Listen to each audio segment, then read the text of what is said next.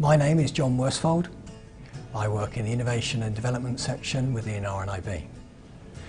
Train travel is a mode of transport that you will take at some time in your life. For a blind and partially sighted person, this can raise all sorts of issues. My name's Kevin Crompton. I have retinitis pigmentosa and I have a guide dog called Victor. I used to use the trains fairly regularly at one time, but since my vision got worse, I found it more and more intimidating to use them. I found my confidence not being as strong because I wasn't sure where to get off, which platform I was at, where I was needing to go. So I found myself becoming less adventurous in travelling, well, using public transport, in particular trains, because of not knowing where I'm going to be. Some of the issues with train travel is obviously navigating the station environment itself.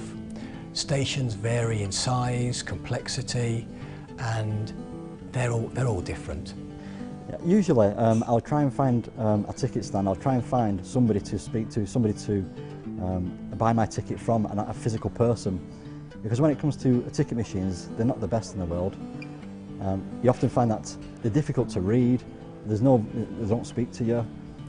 Any solution or journey is only as good as its weakest link. So having an accessible ticket machine, but then having to proceed through an inaccessible barrier, obviously negates the need for the accessible ticket machine because somebody can't use it. So we have to think of it in the journey process as a more holistic from end to end. Once I've bought my ticket, if I've managed to speak to somebody personally, I'll ask them what platform my train will be leaving on. Otherwise, if they can't tell me, I find it quite difficult because then you've got to find somebody then and ask them where the train's going to come in and which platform it's going to be at, and it's not always easy to find somebody. Hi. Do you know if this is platform 2B? Yeah, this is platform 2B. Brilliant, Yeah. thank you. Doors in general on trains tend to cause me a bit of a problem on the more high-tech ones, because you tend to trying to find out where the sensor is to be able to open the things, and you're not sure if they open automatically or not.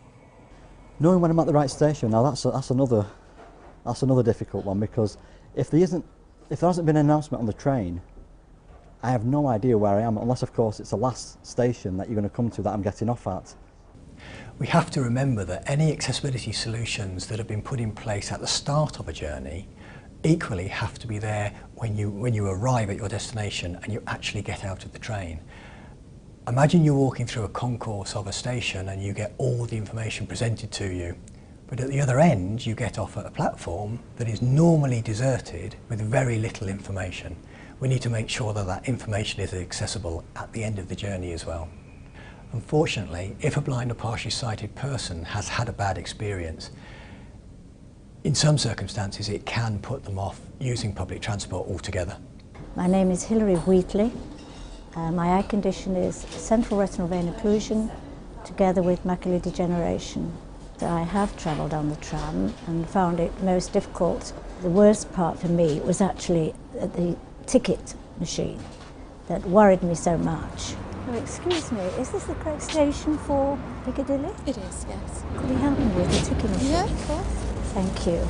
I find it quite threatening when there's a crowd at the tram station and all trying to get on the tram, people who go to work, people who come from work, whatever, and somebody who's got a visual impairment feels extremely threatened. And I do feel that it would be nice if there was somebody there that could help people who are visually impaired or anybody who's got a disability. Okay. Excuse me, could you tell me if this is the Atlas tram? Yes, it is. Thank you very much. Some of the issues that a blind or partially sighted person may face when going on a tram journey range from the planning stage through to actually knowing when to get off. Excuse me, is this the correct stop for Piccadilly? For the train station? Yes. Yeah. Well, at that particular time that I was on that tram, I found that it was a long journey and I found the experience not really very nice. We would like stakeholders of public transport to engage with us to improve the accessibility of public transport, thereby improving the lives of blind and partially sighted people and allow them the independence they deserve.